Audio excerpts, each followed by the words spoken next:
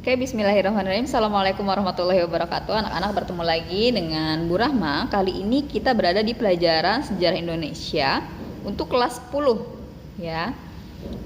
Ini adalah pertemuan pembahasan pertama kita. Sebelum kita masuk ke pembahasan, Ibu akan mengingatkan bagi kalian yang belum mengisi Google Classroom, link absensi di Google Classroom, silahkan dibuka Google Classroom-nya, kemudian diisi link absensinya seperti biasa. Ya, bisa dibuka kode Google Classroom kelas kalian masing-masing. Oke, langsung saja kita mulai pembelajaran kita pada hari ini. Agar lebih menambah berkah dan ibu kita lebih bermanfaat, kita mulai kegiatan belajar kita hari ini dengan mengucapkan lafaz basmalah, bismillahirrahmanirrahim. Oke, lanjut ke, bisa dilihat slide PowerPoint yang ibu bagikan di Google Classroom kelas kalian masing-masing ya. Kita buka slide-nya. Di pokok pembahasan yang pertama, kita akan membahas mengenai konsep berpikir dalam sejarah. Nah, ini Ibu lihat di bagian selanjutnya ada pokok pembahasannya yang akan kita bahas pada bab 1 ini ya. Yang pertama adalah pengertian sejarah, yang kedua ruang lingkup sejarah, yang ketiga konsep berpikir sejarah, yang keempat periodisasi sejarah, yang kelima sumber sejarah, dan yang keenam adalah manfaat sejarah. Tapi mungkin dalam pertemuan kali ini kita tidak membahas semuanya ya, hanya akan kita bahas beberapa item. Oke, lanjut. Nah, ini adalah Herodotus. Siapakah Herodotus? Dia disebut sebagai bapak sejarah dunia. Kenapa dia bisa disebut sebagai bapak sejarah dunia?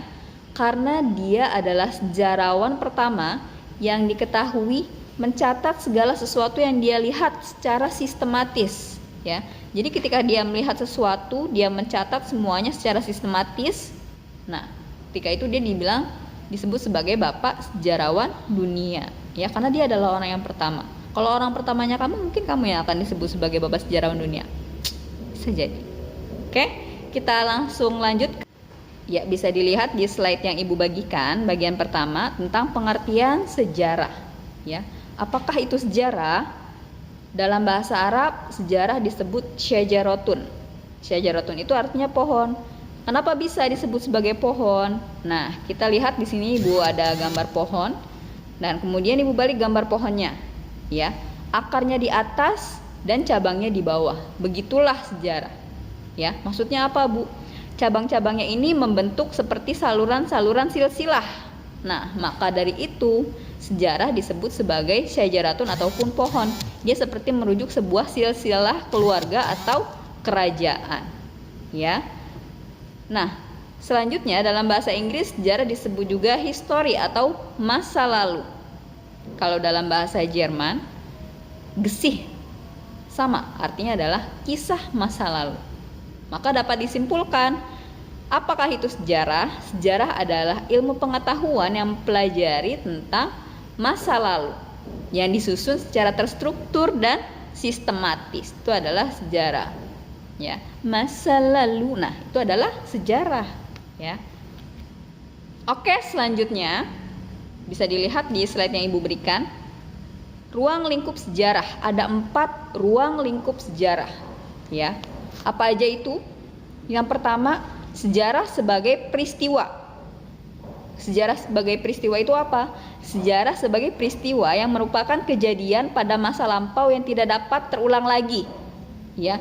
Jadi sejarah itu adalah peristiwa yang terjadi pada masa lampau yang tidak dapat terulang lagi. Itu adalah sejarah sebagai peristiwa. Yang kedua, sejarah sebagai kisah. Apa itu? Sejarah sebagai kisah merupakan kisah sebuah cerita dalam berbagai bentuk, baik cerita maupun tafsiran dari sebuah kisah ya.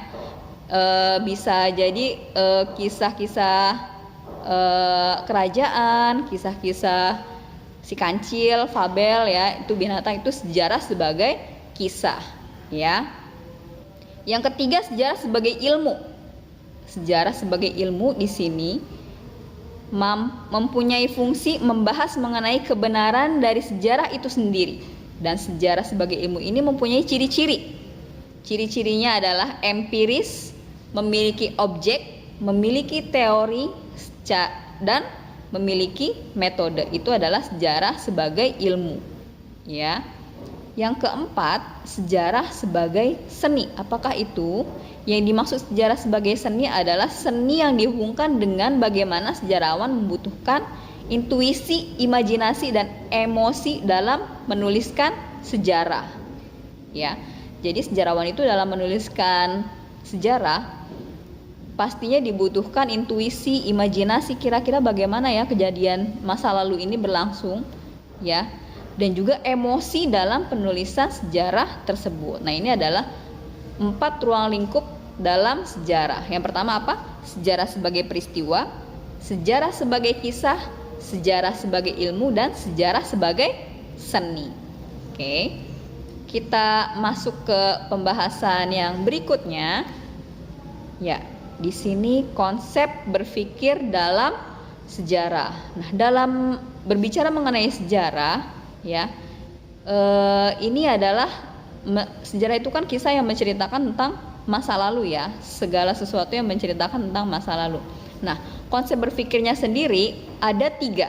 Yang pertama kronologis, yang kedua diakronis, yang ketiga sinkronis, ya.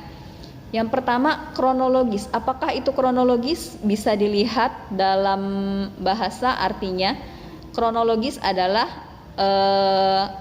penyusunan sejarah berdasarkan urutan waktu. Ya, itu adalah arti dari kronologis, penyusunan sejarah berdasarkan waktu. Jadi sejarah itu pasti diceritakan ada waktunya dan itu runut, sistematis. Ya, itu adalah kronologis. Bagaimana kronologisnya? Pasti kalian menceritakan sesuatu itu dari awalnya sampai akhirnya itu seperti apa. Ya, itu disebut kronologis. Nah, sekarang kita membahas yang kedua. Membahas tentang cara berpikir sinkronis. Kalau di sini sinkronis pengertiannya meluas dalam ruang dan terbatas dalam waktu. Meluas dalam ruang dan terbatas dalam waktu. Maksudnya apa? Ya, biasanya sinkronis ini adalah sejarah yang mengisahkan tentang pada masa waktu tertentu, dalam kurun waktu tertentu, ya. Biasanya dia sifatnya sejaman, satu waktu, ya. Karena dibahasnya satu zaman, satu waktu, jadi dia pembahasannya lebih sempit namun mendalam. Contoh konkretnya, ya, contoh nyatanya adalah peristiwa proklamasi. Ketika kita bicara tentang peristiwa proklamasi, di situ pasti menceritakan secara detail bagaimana proses terjadinya peristiwa proklamasi, tempatnya di mana, ya, kemudian itu rumahnya siapa, siapa yang mengibarkan bendera, siapa yang menjahit bendera, ya, itu diceritakan secara detail, tapi hanya pada peristiwa itu aja. Dan mungkin hanya di tempat itu aja, ya, di suatu tempat tersebut, ya. Nah, selanjutnya kita membahas mengenai diakronis. Diakronis ini apa? Diakronis ini artinya memanjang dalam waktu dan terbatas dalam ruang, ya. Memanjang dalam waktu dan terbatas dalam ruang, dia lebih mementingkan proses terjadinya peristiwa, ya. Memanjang dalam waktu dan terbatas dalam ruang. Di sini dilihat ciri-cirinya membahas peristiwa dari waktu ke waktu, ya. Jadi kalau diakronis ini dia membahasnya peristiwanya lebih panjang. Dan dilihat dari waktu ke waktu. Dari pembahasan yang panjang maka akan terlihat perbedaan peristiwa demi peristiwa. Contohnya adalah kita berbicara tentang kerja paksa. Kerja paksa itu terjadi 2 kali di Indonesia, pada zaman Belanda dan pada zaman Jepang. Dilihat di zaman Jepang ini terjadi di tahun kapan sampai tahun kapan. Kemudian di zaman Belanda kerja paksanya ini terjadi dari tahun kapan sampai tahun kapan. Kira-kira apa dampak dari kerja paksa pada zaman Jepang dan pada zaman Belanda? Dilihat di situ perbedaan-perbedaannya. Dan itu terjadi dalam waktu yang panjang. Kalau tadi sinkronis hanya dalam waktu yang singkat, namun membahasnya secara mendalam. Kalau diakronis dia melebar dalam waktu, memanjang dalam waktu, ya, terjadi di banyak tempat, tapi membahasnya tidak mendalam, ya. Tapi dari peristiwa diakronis itu kita bisa melihat perbedaan peristiwa demi peristiwa, ya. Itu tadi adalah contoh dari sinkronis dan diakronis. Ya, oke anak-anak, kita cukupkan saja pertemuan kita pada hari ini mengenai konsep berpikir sejarah. Semoga ilmu yang Ibu sampaikan pada hari ini bermanfaat dan menjadi berkah di kemudian hari. Anak-anak tetap semangat, walaupun kalian belajarnya dari rumah. Semoga ini tidak mengurangi semangat kita untuk tetap terus belajar. Ya, dan kita sama-sama berdoa agar wabah corona ini segera berakhir dan kita bisa bertatap muka secara langsung. Baiklah, kita akhiri pertemuan kita hari ini dengan mengucapkan lafaz hamdalah, alhamdulillahirabbil alamin. Kurang lebihnya mohon maaf. Wassalamualaikum warahmatullahi wabarakatuh.